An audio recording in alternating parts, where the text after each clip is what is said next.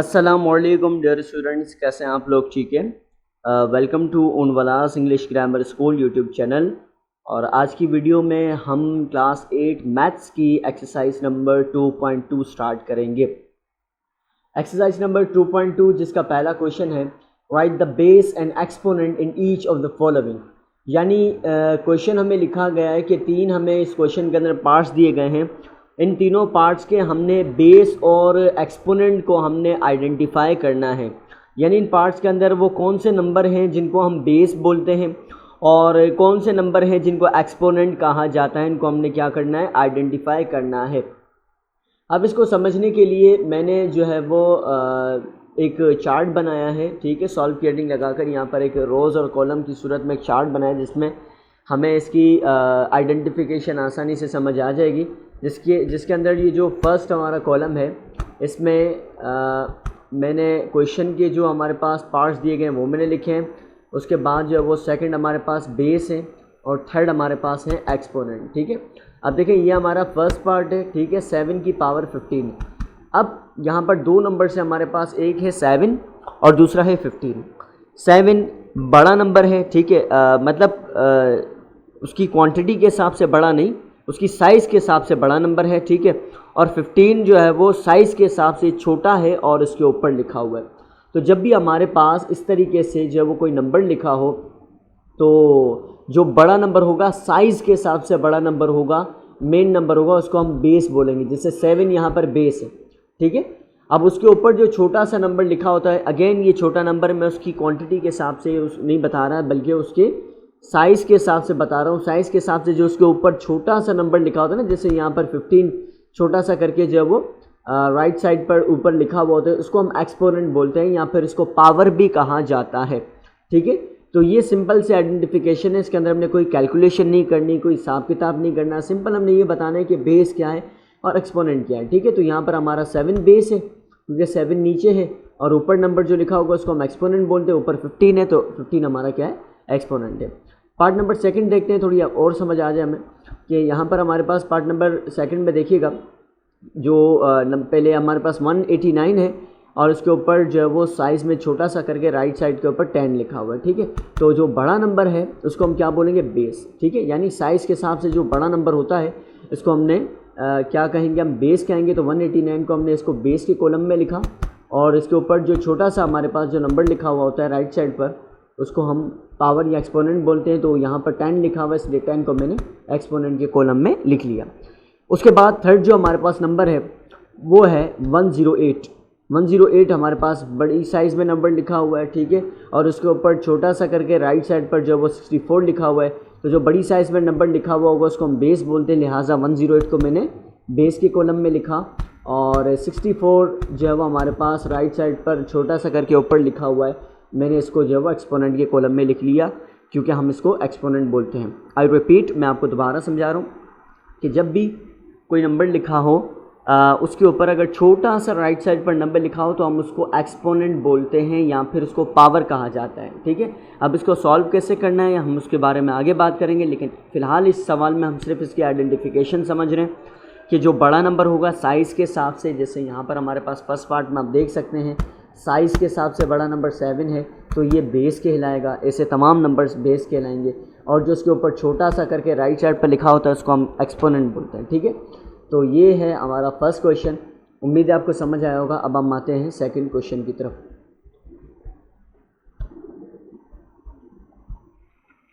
Second question है हमारा, indicate which of the following are positive real number and which are negative real number. यानी यहाँ पर भी हमें इंडिकेट करना है, यानी फाइंड आउट करना है, सिर्फ यही हमें इस मालूम करके बताना है नंबर्स को देखकर कि कौन सा नंबर इसमें हमें पॉजिटिव रियल नंबर कहलाएगा और कौन सा डिजिट हमें नेगेटिव रियल नंबर कहलाएगा। अब नेगेटिव या पॉजिटिव रियल नंबर क्या होता है, यानी जो नंबर होता है उसको कंप्लीट सिंप्लीफाई करने के बाद उसका आंसर अगर पॉजिटिव में आए तो वो पॉजिटिव रियल नंबर कहलाएगा और उस नंबर को कंप्लीट सिंप्लीफाई करने के बाद उसका नंबर अगर नेगेटिव में आए तो वो नेगेटिव रियल नंबर कहलाता है। इसको आसानी से मज़ीद समझने के लिए हम इसके पार्ट नंबर 1 को देखते हैं। पार्ट नंबर 1 में हमारे पास है 8 की पावर 4, ठीक है। अब देखें यहाँ पर हम क्वेश्चन नंबर 1 का कॉन्सेप्ट भी क्लियर करते हैं 8 हमारे पास बेस है, ठीक है, क्योंकि बड़ा करके साइज़ में लिखा हुआ है और इसके ऊपर राइट साइड पर छोटा सा 4 लिखा हुआ है, तो इस 4 को हम एक्सपोनेंट भी बोलेंगे। और सेकंड मैंने इसका नाम बताया था पावर, हम इसको पावर भी कहते हैं, ठीक है। तो हमने किसी भी नंबर की पॉजिटिव या नेगेटिव रियल नंबर को फाइंड आउट करने के लिए ये डिपेंड करता है उसकी पावर के ऊपर, ठीक है। ये जो हमारे पास 3 पार्ट्स है, इसमें हम सिंपल इनकी पावर को देखेंगे। अगर पावर नंबर्स की जो पावर है या फिर एक्सपोनेंट है वो अगर इवन नंबर्स में, इवन नंबर्स जैसा कि आप जानते हैं हमने चैप्टर 1 में पढ़ा था कि वो नंबर्स जो 2 से डिविजिबल होते हैं, जैसे 2, 4, 6, 8, 10 एंड सो ऑन, ये तमाम नंबर्स इवन नंबर कहलाते हैं, ठीक है। अगर उस नंबर की पावर इवन होगी, अगर उस नंबर की पावर या एक्सपोनेंट क्या होगा, इवन होगा, तो हम कहेंगे कि ये पॉजिटिव रियल नंबर कहलाएगा। जैसे पार्ट नंबर 1 में देखें 8 है, 8 को हमने नहीं देखना, इसकी एक्सपोनेंट को देखना है। एक्सपोनेंट हमारे पास क्या है, 4 है। अब 4 हमारे पास कौन सा नंबर है, ऑड है या इवन है, बिल्कुल सही, और हमारे पास जो है वो इवन नंबर है 4। इसलिए हमारा ये जो स्टेटमेंट होगी, फर्स्ट हमारा पार्ट है, इसको हम क्या लिखेंगे, सिंस पावर इज़ इवन, क्योंकि पावर इवन है then it's positive real number, तो ये क्या होगा, पॉजिटिव रियल नंबर कहलाएगा, ठीक है। सिर्फ हमने पावर को देखना है, पावर अगर हमारे पास इवन है तो पॉजिटिव रियल नंबर होगा और अगर ऑड होगी तो negative real number. Part number 2 में देखें, बेस है हमारे पास -113, ठीक है। अब डजेंट मैटर बेस आपके पास नेगेटिव में है या पॉजिटिव में है, इससे हमें पता नहीं चलेगा कि नंबर हमारे पास पॉजिटिव रियल नंबर होगा या नेगेटिव रियल नंबर होगा। हमने इसकी पावर को देखना है, ठीक है। अब इसकी पावर या एक्सपोनेंट को मैंने देखा 107 है।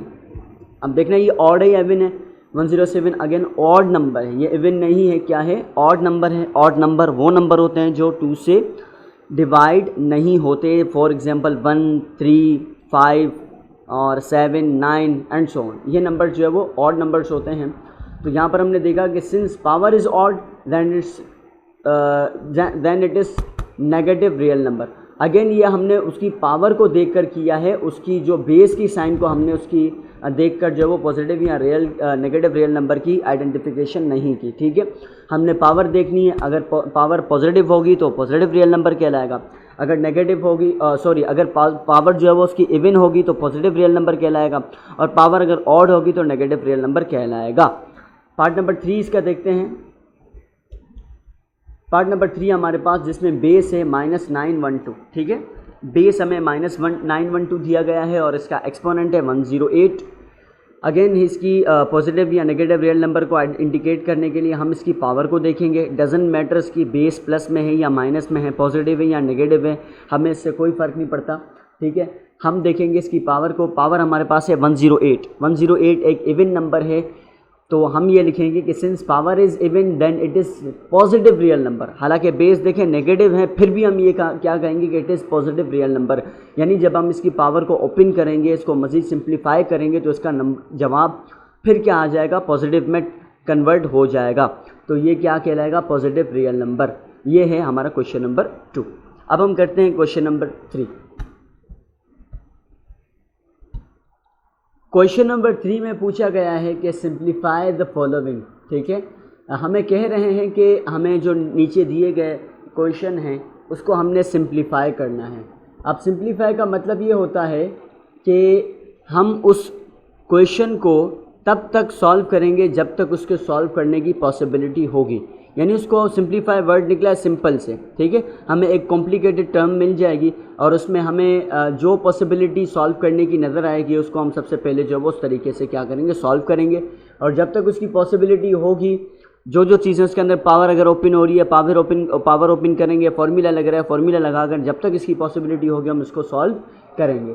पार्ट नंबर 1 है हमारे पास -91 की पावर 4, ठीक है। बेस है हमारे पास -91 और इसका जो है वो एक्सपोनेंट दिया गया है 4।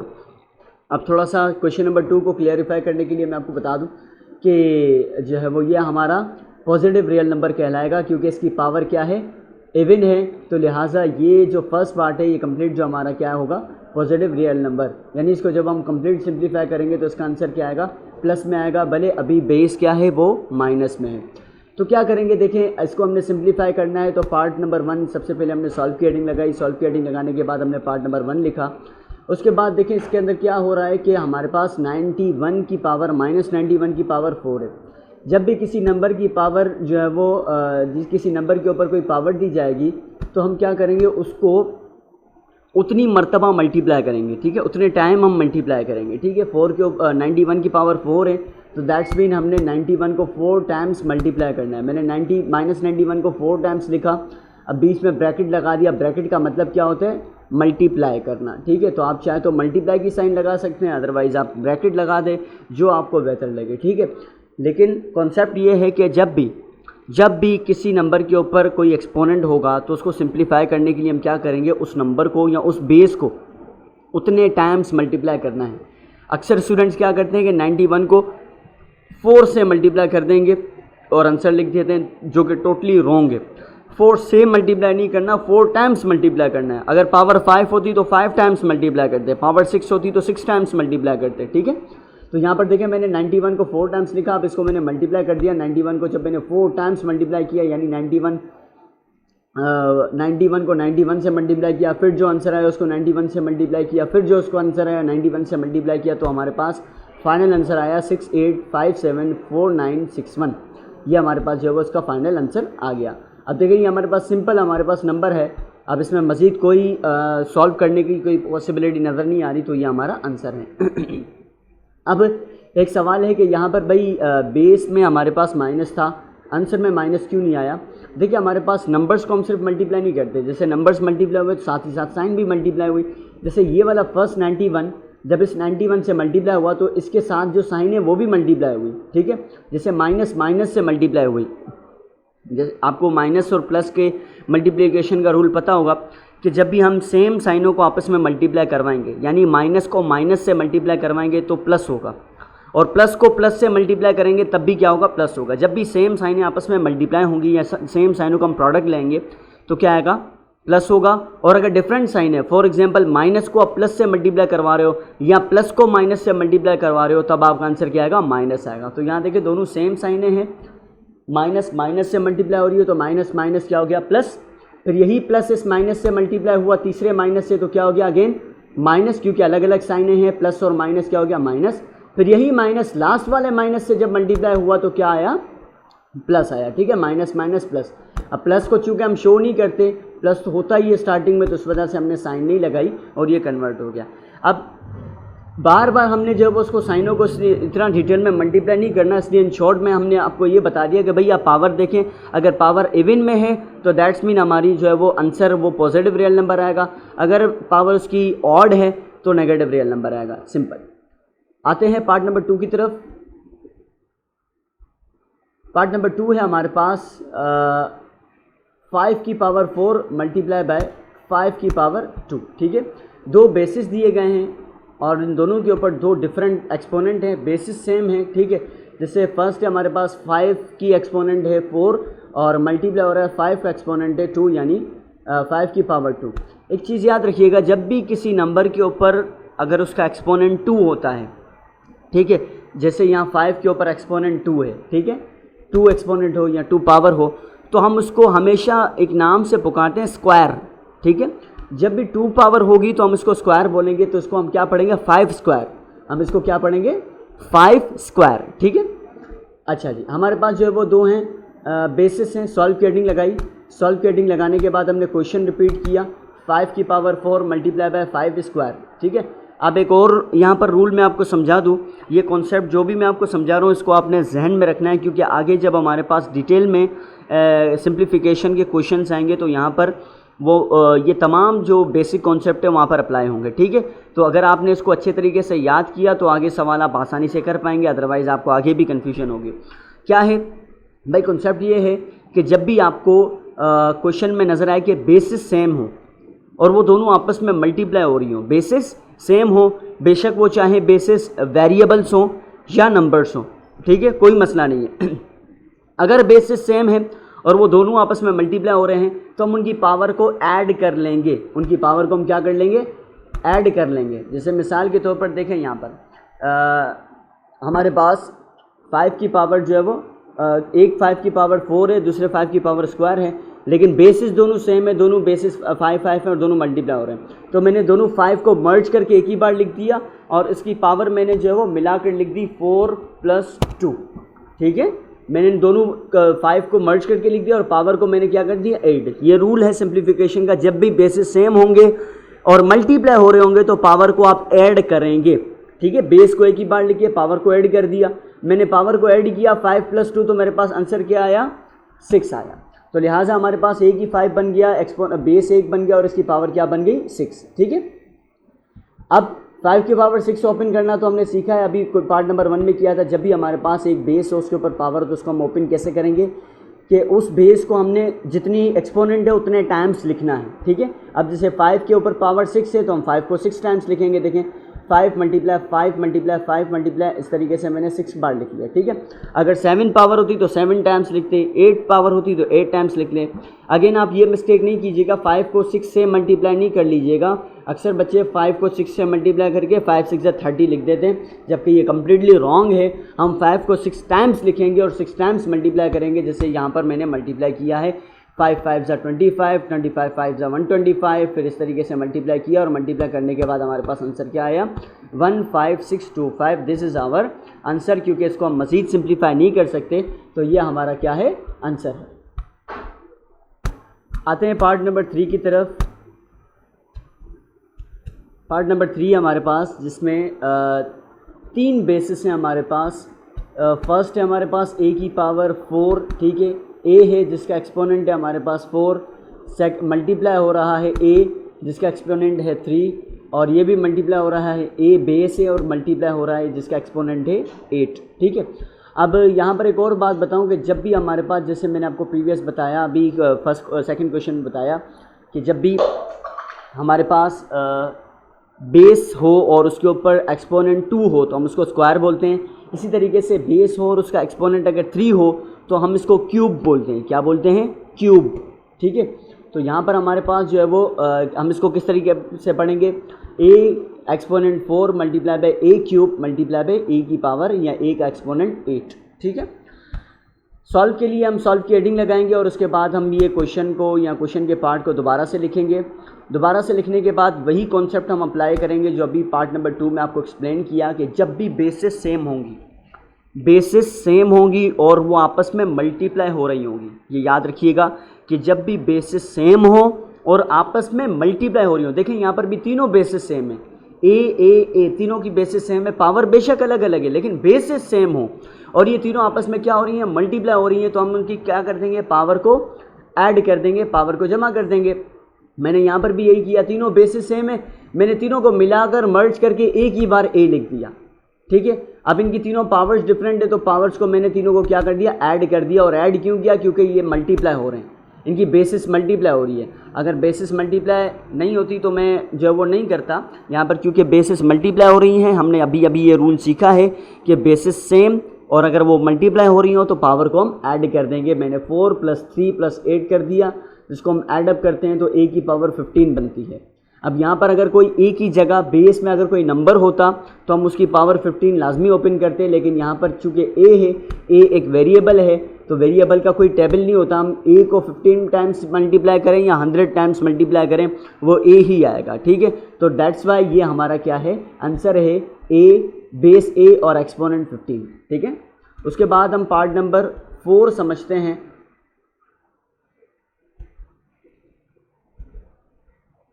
जैसे जैसे पार्ट्स आगे बढ़ते जा रहे हैं उसी तरीके से जो है वो क्वेश्चन की ट्रिक्स में इजाफा होता जा रहा है, ताकि आपने जो सीखा है उसको जो है वो मुख्तलिफ टास्क के साथ इम्प्लीमेंट करें। ठीक है, पार्ट नंबर 4 में देखें, मेन क्वेश्चन हमारा वही है, सिंप्लीफाई करना है हमने इसको, लेकिन यहाँ पर थोड़ी सी चेंजिंग है। 3 हमारे पास वेरिएबल्स हैं, पहले है a। ठीक है, फर्स्ट हमारे पास a वेरिएबल है लेकिन ये बेस की फॉर्म में लिखा हुआ है। अब इसके ऊपर कोई एक्सपोनेंट नज़र नहीं आ रहा।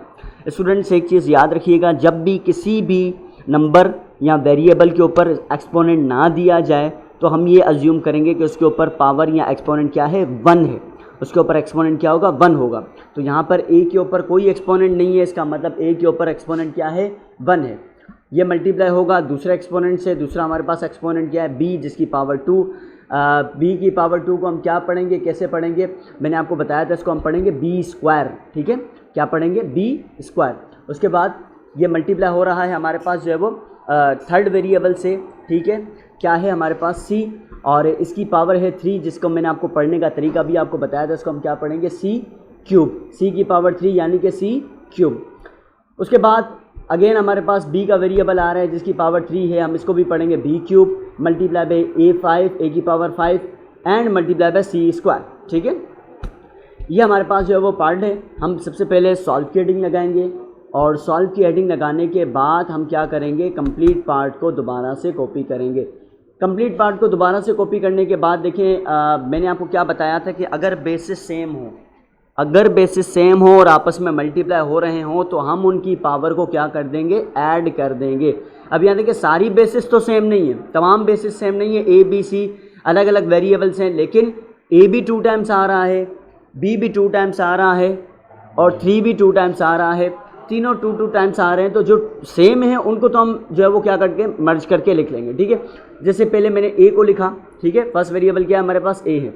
अब ए के ऊपर 2 पावर हैं, सबसे जो फर्स्ट ए है उसके ऊपर कोई भी एक्सपोनेंट नज़र नहीं आ रहा, कोई भी पावर नज़र नहीं आ रही। मैंने अभी आपको कहा कि जब इसके ऊपर कोई पावर ना हो किसी भी वेरिएबल के या नंबर के ऊपर, तो हम क्या समझेंगे कि उसके ऊपर पावर क्या है, 1 है। तो इसलिए मैंने 1 और दूसरा जो ए है वो ये रहा, इसके ऊपर पावर क्या है, 5 है। तो मैंने सिर्फ ए की जो पावर थी इन दोनों को ऐड कर दिया, ए को मर्ज करके लिख दिया और पावर क्या आ गई, 1 + 5 इस तरीके से। ठीक है, यही काम मैं बी के साथ करूँगा, बीच में मल्टीप्लाई की साइन आएगी क्योंकि ये तमाम वेरिएबल्स आपस में मल्टीप्लाई हो रहे हैं। बी के साथ भी यही करूँगा, सिर्फ जो बी वाले एलिमेंट से बी को मर्ज कर लिया, एक बी का एलिमेंट ये रहा और दूसरी बी वाली टर्म ये रही। ठीक है, इन दोनों के पावर्स को मैं ऐड कर दूंगा क्योंकि मैंने इन दोनों को मिलाकर लिख दिया है। ठीक है, इनकी पावर्स क्या है, 2 + 3, तो मैंने इनको ऐड कर दूंगा यहाँ पर 2 +। ठीक है, लास्ट हमारे पास वेरिएबल है सी और सी के ऊपर हमारे पास सी भी हमारे पास 2 वेरिएबल्स हैं। ठीक है, एक ये रहा जिसके ऊपर पावर 3 है, क्यूब है, और एक लास्ट में है जिसकी पावर क्या है, स्क्वायर है। तो यहाँ पर भी मैंने दोनों सी को मर्ज करके लिख दिया और इनकी पावर क्या लिख दूंगा, 3 + 2। अब उसके बाद पावर को ऐड करूँगा तो 5 + 1 ए की पावर 6 हो जाएगी, उसके बाद 2 + 3 बी की पावर 5 हो जाएगी और 3 + 2 सी की पावर 5 हो जाएगी। ठीक है, अब देखें यहाँ पर हमारे पास ये तीनों जो वेरिएबल है ना, ये सेम नहीं है, इनकी बेसिस सेम नहीं है। एक है ए, दूसरा बी, तीसरा सी, तीनों की वेरिएबल्स अलग अलग है, सेम नहीं है। तो यहाँ पर हमारा कॉन्सेप्ट अप्लाई नहीं होगा क्योंकि बेसिस डिफरेंट है। हाँ, अगर यहाँ पर भी बेसिस तीनों सेम होते, तीनों ए होते या तीनों बी होते या तीनों सी होते, तो हम यहाँ पर भी क्या करते हैं, उनको बेसिस को एक ही बार लिख के पावर को ऐड कर लेते। लेकिन चूँकि ये अलग अलग है तो हम इसको सॉल्व नहीं कर सकते। दूसरी बात ये है कि ये वेरिएबल्स हैं तो हम इनके पावर्स को भी ओपन नहीं कर सकते क्योंकि वेरिएबल का कोई भी टेबल नहीं होता। तो लिहाजा ये हमारा क्या होगा, आंसर होगा। हम इसको मज़ीद सिंप्लीफाई नहीं कर सकते। ठीक है, उसके बाद हम करते हैं पार्ट नंबर 5। पार्ट नंबर 5 है हमारे पास 8 × 3 की होल पावर 4। ठीक है, अब देखें यहाँ पर 8 × 3 मैंने होल पावर 4 इसलिए कहा कि जब भी देखें यहाँ पर 8 × 3 ब्रैकेट में है और ये 4 जो है वो पावर ये ना 8 के ऊपर लगी हुई है ना 3 के ऊपर लगी हुई है, बल्कि ब्रैकेट के ऊपर है। तो जब भी ब्रैकेट के ऊपर एक्सपोनेंट दिया जाए ना, या ब्रैकेट के ऊपर पावर दिया जाए, इसका मतलब ये है कि ये पावर ब्रैकेट में मौजूद तमाम एलिमेंट्स पर या तमाम नंबर्स या वेरिएबल्स के ऊपर लग रही है। ठीक है, अब इसका मतलब ये 4 पावर 8 की भी है और ये 4 पावर 3 की भी है।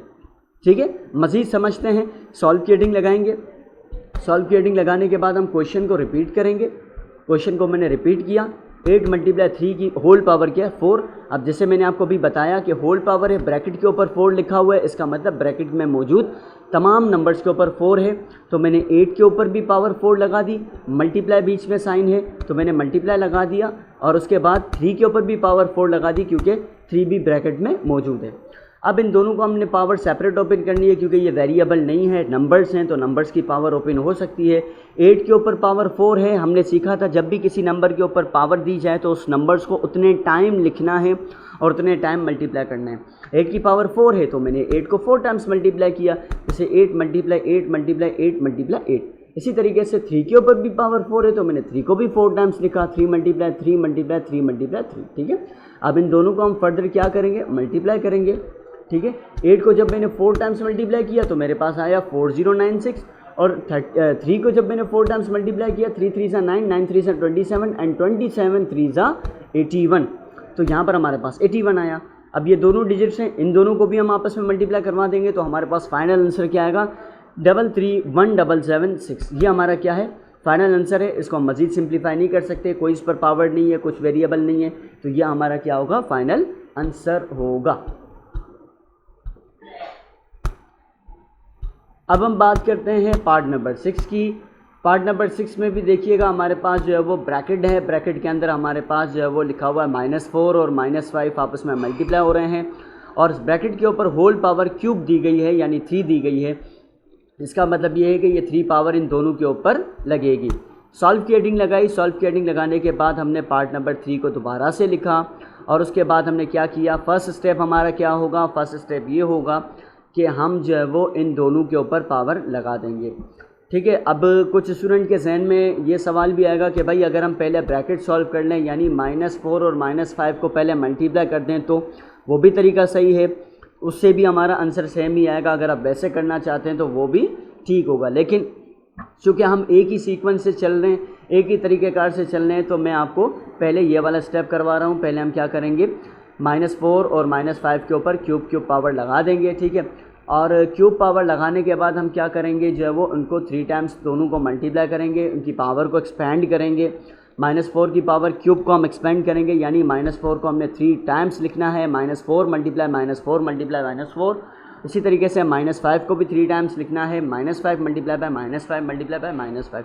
अब देखिए इन दोनों की पावर जो है ना वो क्या है, ऑड है, तो इसका मतलब ये दोनों नेगेटिव रियल नंबर बनेंगे, यानी इन दोनों का आंसर माइनस में ही आएगा क्योंकि इनकी बेसिस माइनस में है। तो 4 को 3 टाइम्स हमने मल्टीप्लाई किया, 4 4 ज़ा 16, 16 4 ज़ा 64। इसी तरीके से 5 को 3 टाइम्स मल्टीप्लाई करेंगे, 5 5 ज़ा 25, 25 5 ज़ा 125। तो ये आ गया हमारे पास आंसर। देखो 64 भी माइनस में आया और 125 भी माइनस में आया क्योंकि इन दोनों के ऊपर पावर ऑड थी। ठीक है, इसलिए दोनों माइनस में आए। लेकिन अब इन दोनों को जब हम मल्टीप्लाई करेंगे तो ये दोनों माइनस माइनस क्या हो जाएंगे, साइनें भी मल्टीप्लाई होंगी, तो ये माइनस माइनस प्लस हो जाएगा। और 64 को जब मैंने 125 से मल्टीप्लाई करवाया तो मेरे पास फाइनल आंसर क्या आया, 8000 हमारे पास क्या आ गया, फाइनल आंसर आया। मज़ीद इसको सिंप्लीफाई नहीं कर सकते, this is our answer. Second last question है हमारे पास, a मल्टीप्लाई b की होल पावर 13। ठीक है, सॉल्व की हेडिंग लगाएंगे, पार्ट नंबर 7 हम कंप्लीट लिखेंगे। उसके बाद हम फर्स्ट स्टेप जो हम करते आ रहे हैं उसमें हम क्या करेंगे कि भाई ब्रैकेट के ऊपर पावर है, इसका मतलब ब्रैकेट में मौजूद तमाम एलिमेंट्स के ऊपर पावर लगेगी। तो मैंने a के ऊपर भी पावर लगा दी और b के ऊपर भी पावर लगा दी। ठीक है, दोनों के ऊपर पावर आ गई। उसके बाद मैंने क्या किया कि अब देखिए हमारे पास वरना हम क्या करते थे कि इनकी पावर्स को ओपन करते थे, लेकिन यहाँ चूँकि वेरिएबल्स हैं, वेरिएबल की पावर ओपन नहीं कर सकते, तो यहाँ पर हम इसको वैसे ही रख देंगे। और दूसरा ये है कि बेसिस भी डिफरेंट है, बेसिस भी अलग अलग है, तो इसका मतलब ये है कि हम इसकी बेसिस को भी एक ही बार लिख के ऐड नहीं कर सकते, तो लिहाजा दिस इज़ आवर आंसर। ठीक है, ये हमारा आंसर होगा। सिंप्लीफिकेशन में होता ही यही है कि हम नंबर्स को देखते हैं कि जब तक उसको सॉल्व करने की पॉसिबिलिटी होती है हम इसको सॉल्व करते हैं। बाज़ों का जो है वो काफ़ी स्टेप होते हैं, कभी कभार एक ही स्टेप में हमारा आंसर आ जाता है। लास्ट पार्ट देखते हैं हमारे पास 3 मल्टीप्लाई बाय वाई की होल पावर 5। ठीक है, यानी 3 और y ब्रैकेट में मल्टीप्लाई हो रहे हैं और उनकी होल पावर क्या है, 5 है। सॉल्व की हेडिंग लगाई, पार्ट नंबर 8 लिखा, और उसके बाद सबसे पहले हमारा स्टेप क्या होगा कि 5 पावर दोनों पर लगा दी। एक हमारे पास डिजिट है, नंबर है बेस 3, उस पर भी पावर लगा दी, और उसके बाद दूसरा वेरिएबल है उसके ऊपर भी पावर हमने लगा दी। उसके बाद देखें y के ऊपर तो पावर ओपन नहीं हो सकती, लेकिन 3 पर तो ओपन हो सकती है ना, 3 क्योंकि डिजिट है, इसलिए मैंने 3 को 5 टाइम्स लिखा। ठीक है, पावर इसको एक्सपेंड की, 3 मल्टीप्लाई 3 मल्टीप्लाई 3 मल्टीप्लाई 3, फिर उसको मैंने मल्टीप्लाई किया, ओपन किया, तो ओपन करने के बाद हमारे पास आंसर क्या आया, 243। ये हमारे पास 3 का नंबर आ गया। y अगेन क्योंकि वेरिएबल है तो उसकी पावर ओपन नहीं हो सकती, तो हम इसको इसी तरीके से लिखेंगे y की पावर 5। तो ये था हमारे पास एक्सरसाइज नंबर 2.2, और इसके अंदर जो वो ये क्वेश्चंस थे, सिंप्लीफिकेशन के बेसिक कॉन्सेप्ट थे। आई होप आपको एक्सरसाइज पूरी अच्छे तरीके से समझ आ चुकी होगी। अगर समझ आ गई है तो प्रैक्टिस करें, क्योंकि practice makes a man perfect. अगर आप प्रैक्टिस नहीं करेंगे तो अगेन आप ये तमाम चीज़ें भूल जाएंगे। अपना बहुत सारा ख्याल रखिएगा। अल्लाह हाफिज़।